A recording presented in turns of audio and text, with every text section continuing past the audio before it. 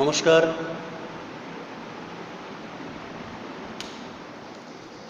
আমি তাপস কুমার উপাধ্যায়, সহকারী শিক্ষক, খরিনিয়া ইউনিয়ন মাধ্যমিক বিদ্যালয়,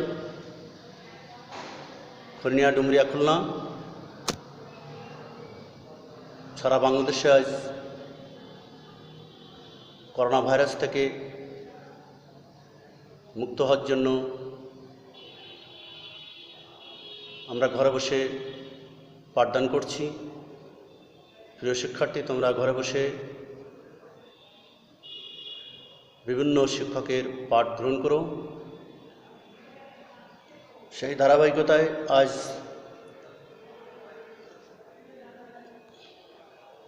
নবম দশম শ্রেণীর হিন্দু ধর্ম নৈতিক শিক্ষা পাঠ্যপুস্তক থেকে সপ্তম অধ্যায়ের ধর্মগ্রন্থ বিষয়ে আলোচনা করব। সাথে সাথে কিছু ছবি প্রদর্শন করব। তোমরা সেটা মনোযোগ সহকারে দেখবে এবং পড়াশোনা চালিয়ে যাবে।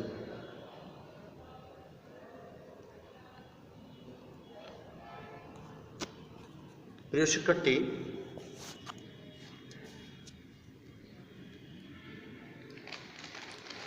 ধর্মগ্রন্থে বিভিন্ন আদর্শের কথা লেখা থাকে, বিভিন্ন নীতির কথা লেখা থাকে।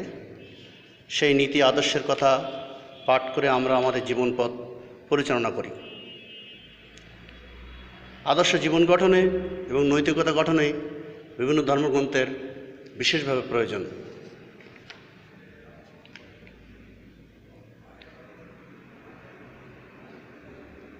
ধৃ ধাতুর সঙ্গে মন প্রত্যয় যোগ করে ধর্ম শব্দটি সাধিত হয়েছে, যার অর্থ ধারণ করা। অর্থাৎ যার হৃদয় ধারণ করে মানুষ সুন্দর সুশৃঙ্খল পবিত্র জীবনযাপন করতে পারে, সেটাই ধর্ম।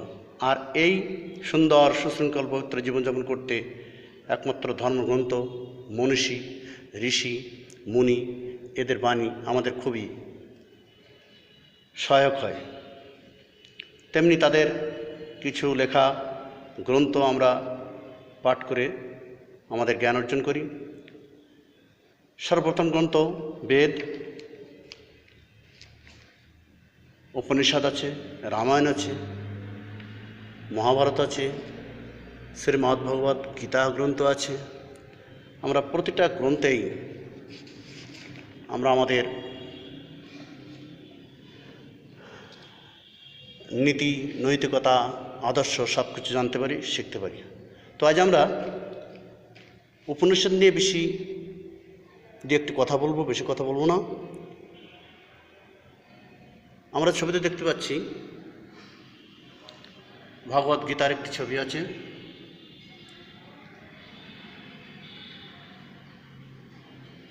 বেদের ছবি আছে।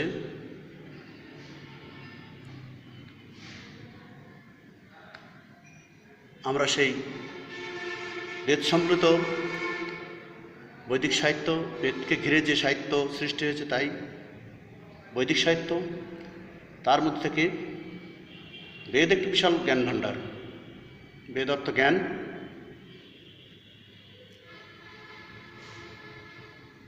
এই বেদ পাঠ করলে ধর্ম, অর্থ, কাম, মোক্ষ চতুর্বর্গের সন্ধান লাভ করতে পারে।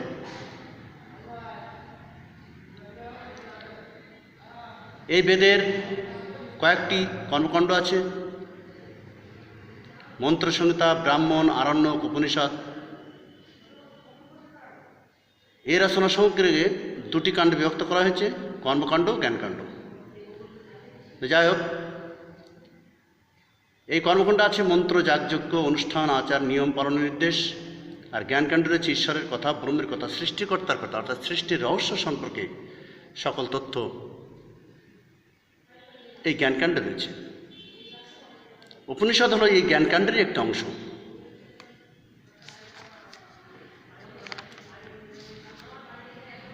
উপনিষদটা কি? ঈশ্বরের সান্নিধ্য লাভ করা, অর্থাৎ উপ শব্দ অর্থ সমীপে, নি শব্দ অর্থ নিশ্চয়ের সাথে, আর সৎ শব্দ অর্থ বিনষ্ট করা। সুতরাং সামগ্রিক অর্থ দ্বারা গুরুর নিকটে উপস্থিত নিশ্চয় যাতে যে গুরুবিদ্যা শিক্ষাদের অবিদ্যা প্রভৃতিকে বিনাশ করে, তাই উপনিষদ। অর্থাৎ গুরুর সন্নিকটে বসে বিদ্যালাভ করে অবিদ্যাকে দূরীভূত করাই হচ্ছে উপনিষদের বিষয়বস্তু। উপনিষদ সম্পর্কে অন্য ব্যাখ্যা পাওয়া যায়।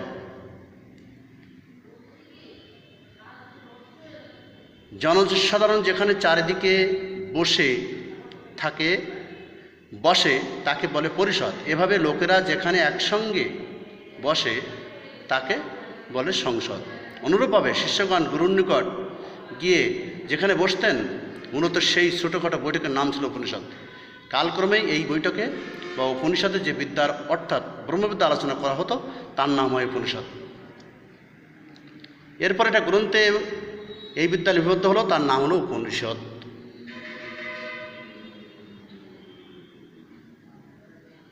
আমরা আরও কিছু গ্রন্থ দেখি, এর মধ্যে থেকে উপনিষদটা আমরা আলোচনা করছি।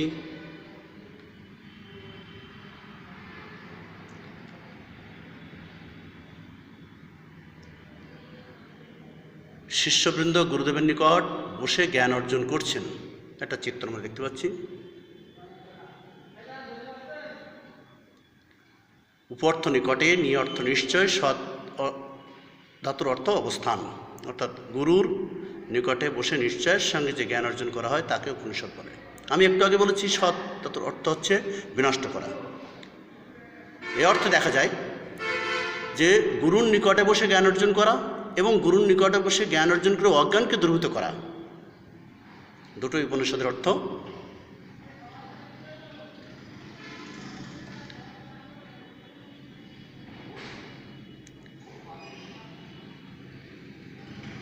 আমরা উপনিষদ নিয়ে যতটুকু জানলাম, এই উপনিষদ অনেক আছে। তার মধ্যে পরিশুদ্ধ উপনিষদ বলতে 12টি। সেগুলো ঐত্রেয়, কৌশিকী, বৃহদারণ্যক, ঈশ, তৈত্তরীয় কট, শ্বেতাসত্তর, ছান্দোগ্য, কেন, প্রশ্ন, মুণ্ডক, মাণ্ডুক্য। এর মধ্যে মাণ্ডুক্য ভিন্ন, অন্যগুলো শঙ্করাচার্য কর্তৃক ব্যাখ্যা করা হয়েছে, বিধায় এগুলো প্রধান উপনিষদ বলা হয়।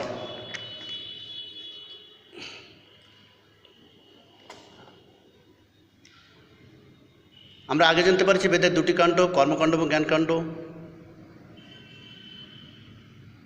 উপনিষদ জ্ঞানকাণ্ডের অন্তর্গত। কারো কারো মতে বেদের শেষ লক্ষ্য বা শেষ প্রতিপাদ্য বা শেষ সিদ্ধান্ত এতে সংগৃহীত, সেজন্য এটি বেদান্ত। ব্রহ্মবিদ্যা বেদের সার, এজন্য এর নাম বেদান্ত। অজ্ঞান নিবৃত্তি, ব্রহ্মপ্রাপ্তির উপায় বলে এর অপর নাম হচ্ছে উপনিষদ। অবিদ্যা বা অজ্ঞানকে নাশ করে জ্ঞান ও মুক্তিকামী জীবকে পরমব্রহ্মের নিকট নিয়ে যায়। পরম ব্রহ্মপ্রাপ্তির সাধন বা ব্রহ্মবিদ্যার আলোচনা হয়েছে এই উপনিষদে। এই উপনিষদ পড়ে মানব জীবনে বিমুখ হয় না, বরং পরিপূর্ণ জীবনের পূর্ণতা আসে। যে জীবন জ্ঞান, কর্ম, ভক্তি বা প্রেমের দ্বারা ব্রহ্মের সাথে সর্বদাই যুক্ত। ব্রহ্মই সত্য, এই জগৎ মিথ্যা, জীব ব্রহ্ম ছাড়া আর কিছু নাই, জগতের সব কিছুই ব্রহ্মময়। উপনিষদের এই উপলব্ধি থেকে বলা যায় বিশ্ব ব্রহ্মাণ্ডে যা কিছু আছে সবই এক, কারো সাথে কারো কোনো ভেদ নেই। সুতরাং কেউ কাউকে হিংসা করা মানে নিজেকে হিংসা করা, কারোর ক্ষতি করা মানে নিজের ক্ষতি করা। অতএব আমাদের সকলের উচিত একে অপরকে হিংসা না করে সাহায্য সহযোগিতা করা। এই হিসেবে কবির ভাষ্যে বলা আছে, পরের অনিষ্ট চিন্তা করে যেই জন, নিজের অনিষ্ট বীজ করে সে বপন। প্রিয় শিক্ষার্থীবৃন্দ, আর এইভাবেই ব্যক্তিতে সমাজে, রাষ্ট্রের, সম্প্রদায়ের সাথে সম্প্রদায়ের সৌহার্দ্য সম্প্রীতি প্রতিষ্ঠা হবে, বিশ্বের শান্তি প্রতিষ্ঠা হবে। তাই আমরা সবাই উপনিষদের গুরুত্ব উপলব্ধি করব, উপনিষদের ব্যাখ্যাগুলি পড়ব এবং সেই অনুসারে নিজের জীবনের নৈতিকতা গঠন করব, এই আশাবাদ ব্যক্ত রাখি। এবং ঘরে বসে সবাই সময় মতো শিক্ষকের যে সাবজেক্ট, যে বিষয় তোমাদের পড়তে ইচ্ছা হয়, দেখতে ইচ্ছা হয়, সেই বিষয়গুলো দেখে তোমরা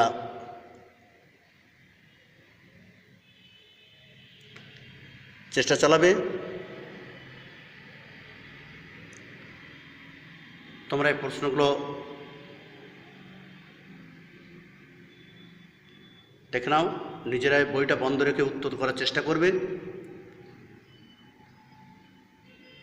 সবারই সুস্বাস্থ্য কামনা করি। সবাই ভালো থাকো, সরকারি স্বাস্থ্যবিধি মেনে চলো।